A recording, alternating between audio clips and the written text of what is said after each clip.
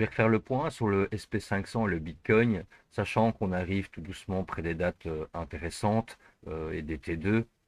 Je vous avais expliqué dans les vidéos précédentes. Ben, là maintenant, je vais essayer d'un petit peu décortiquer pour voir un petit peu ce qui s'y passe dans les plus petites unités de temps.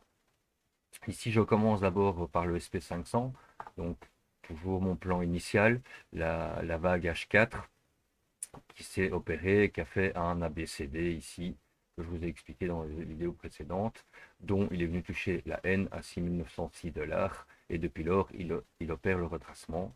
Et la théorie dans les originaux, donc de la N, c'est de revenir tester entre le point B et le point C, ce qu'il est venu déjà faire, je vous avais indiqué déjà hier, mais qu'il avait encore du temps peut-être, en tout cas sur la vague principale, il avait encore du temps ici pour venir retester, voir un tout petit peu plus bas que le creux potentiel qu'il a déjà effectué et dont il a fait un rebond ici.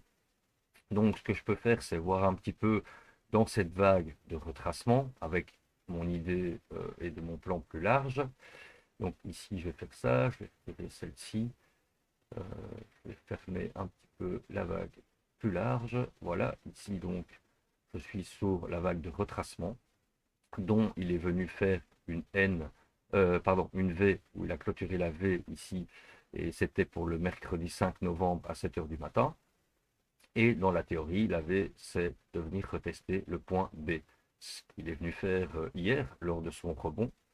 Et on voit aussi en blanc la vague de retracement, donc la D de cette vague ABC, qui nous conduisait aussi dans cette zone avec mon rectangle et la S ou la SM, dont il a fait un petit excès par rapport à la SM. Donc, je veux dire, le mouvement V en V avec le test B et ici, en tout cas, où il est resté au niveau plus ou moins de la SM, m'invite quand même encore à de la prudence et de ne pas forcément basculer trop vite. Je peux même aller essayer de voir encore un plus petite unité de temps, mais voilà, les plus petites unités de temps, on sait que c'est beaucoup plus fragile et il y a beaucoup plus de bruit. Donc, je veux dire, c'est vraiment à prendre par rapport au plan, en tout cas plus large, c'est à prendre moins en considération, mais ça peut toujours donner euh, des indications et des indices lors d'un retracement ou lors qu'on se rapproche fortement d'une décision ou d'un ralentissement. Ça permet de voir un petit peu, par exemple ici, la vague plus courte, s'il nous fait déjà, par exemple, euh, une N, donc un ABCD, vous avez ici donc la N à 6 749 $, qui viendrait rebondir entre B et C, ce serait pour moi une indication qu'il aille encore plus bas. Ici, il n'en est pas encore là. Il y a encore du temps jusqu'à midi 20. Voilà, ça par exemple, en plus petite unité de temps, c'est ce qui peut un petit peu m'aiguiller. Et aussi par l'Ishimoku. Par exemple, je peux voir, je vais ici les annotations, pour épurer les choses. Et ici, l'Ishimoku peut me donner aussi des indications par rapport à la Shinku qui maintenant a basculé sous les prix. Mais on n'oublie pas, on est en 40 minutes. Donc voilà, c'est des indices que je prends, mais un peu plus loin, je les garde en tête par rapport à mon plan principal. C'est pas évident de ne pas se perdre dans la fractalité. Voilà un petit peu le jeu de l'expérience, j'ai envie de dire ça comme ça. Et voilà, d'apprendre au fur et à mesure. Mais ça peut voilà, me donner l'indice qu'il y a encore une faiblesse sur mon 40 minutes. Ici, je vois qu'on a eu un croisement entre la Kijun et la Tenkan.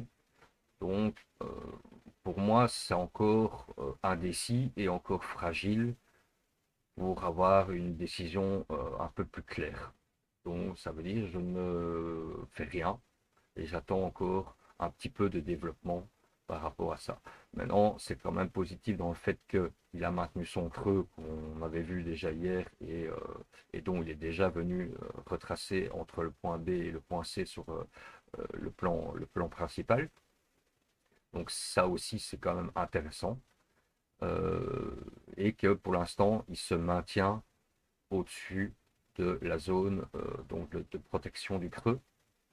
Donc avoir un petit peu ici le développement en plus petite unité de temps pour me dire, bah, je pense que là maintenant il est prêt et que ça c'est un creux fort qui pourra aller visiter un peu plus haut.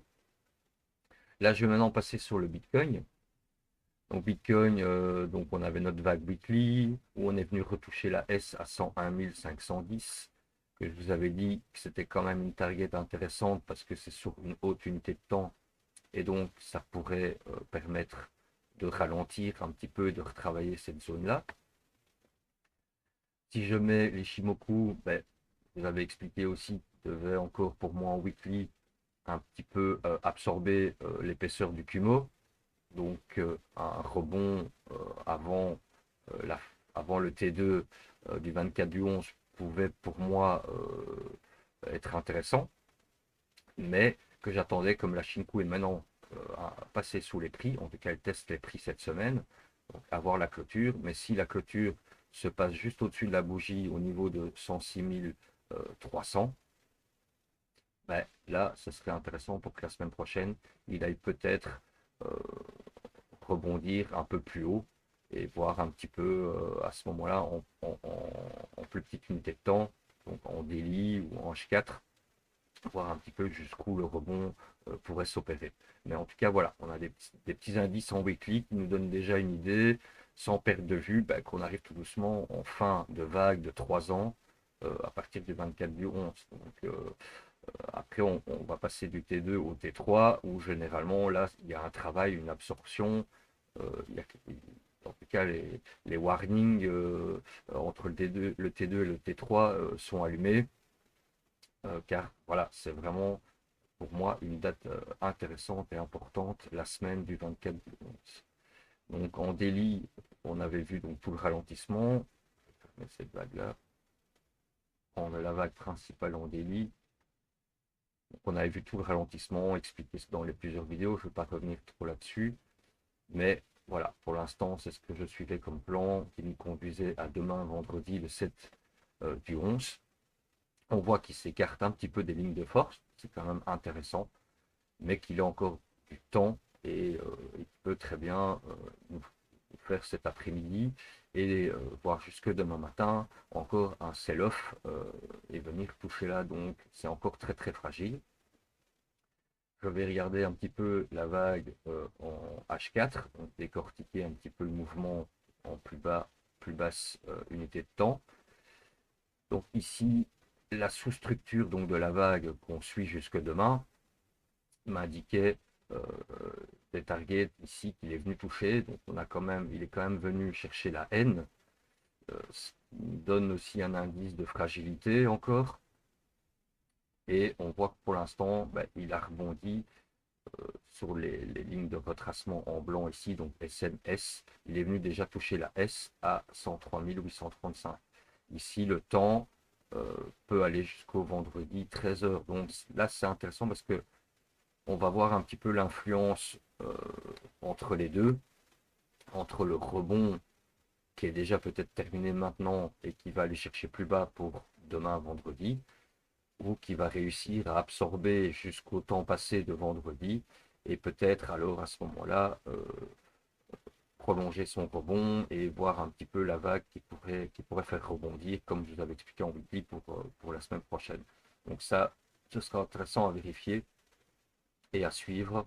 Mais quand je mets l'Ishimoku, on voit bien ici en H4 qu'il nous reste peut-être encore deux bougies ici en dessous de la Shinku pour peut-être encore euh, latéraliser, voire rebondir. Mais après, il va passer quand même sur une influence importante. Donc, à voir un petit peu comment tout ça va s'opérer.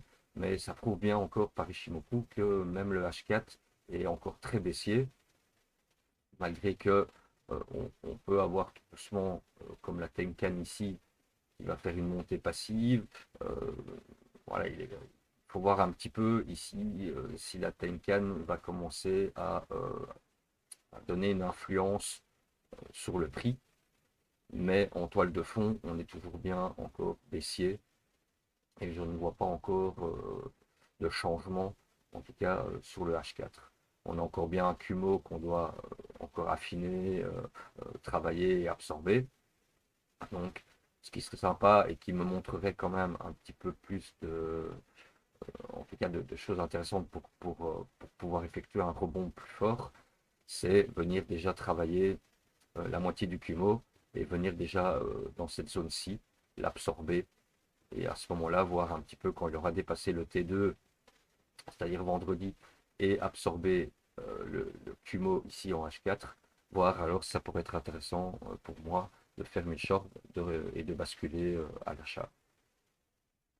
Voilà, j'espère avoir été clair et on continue à suivre un petit peu les mouvements dans les vidéos prochaines. Merci, bonne journée à vous.